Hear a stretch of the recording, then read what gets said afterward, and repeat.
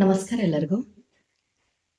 ಇವಾಗ ಸುಮಾರು ಜನರಿಗೆ ಏನಿರುತ್ತೆ, ಮೊಣಕಾಲು ನೋವು, ಬಾಡಿ ಪೇನು, ಹೆಲ್ತ್ ರಿಲೇಟೆಡ್ ತುಂಬಾನೇ ಸಮಸ್ಯೆ ಇರುತ್ತೆ. ಅಂಥವರು ಮಂತ್ರ ಜೊತೆಗೆ ಪರಿಹಾರವನ್ನ ಮಾಡಿಕೊಂಡು ಹೆಲ್ತನ್ನು ಚೆನ್ನಾಗಿಟ್ಕೋಬಹುದು. ಏನಂದ್ರೆ, ಒಂದು ಬಕೆಟ್ ನೀರಿನಲ್ಲಿ ಒಂದು ಉಗುರು ಬೆಚ್ಚಗೆ ನೀರು ಅಂದ್ರೆ ವಾಮ್ ವಾಟರ್ ಅಂತ ಹೇಳ್ತೀವಿ, ಆ ನೀರನ್ನ ತಕ್ಕೊಂಡ್ಬಿಡಿ. ಬಕೆಟ್ದಲ್ಲಿ ಒಂದು ಹಾಫ್ ಬಕೆಟ್, ಅದರಲ್ಲಿ ಒಂದು ಹಿಡಿ ಕಲ್ಲುಪ್ಪನ್ನ ಹಾಕಬೇಕು.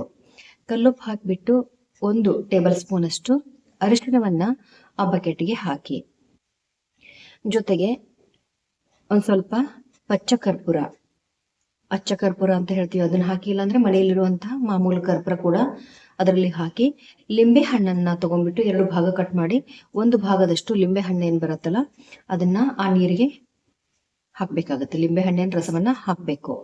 ಒಂದು ಬಕೆಟ್ ನೀರಿನಲ್ಲಿ ಒಂದು ಬಕೆಟ್ ಅನ್ನ ತಗೊಂಡ್ಬಿಟ್ಟು ಅರ್ಧ ಬಕೆಟ್ ನೀರನ್ನ ತಗೊಂಡ್ಬಿಡಿ.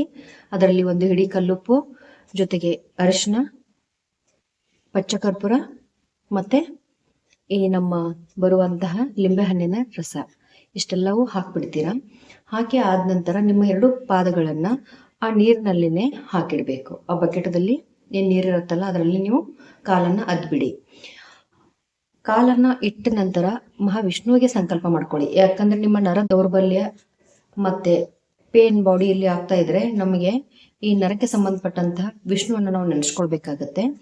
ಸಂಕಲ್ಪದಿಂದ ನಾವು ಇಲ್ಲಿ ಒಂದು ಮಂತ್ರವನ್ನ ಹೇಳಬೇಕು.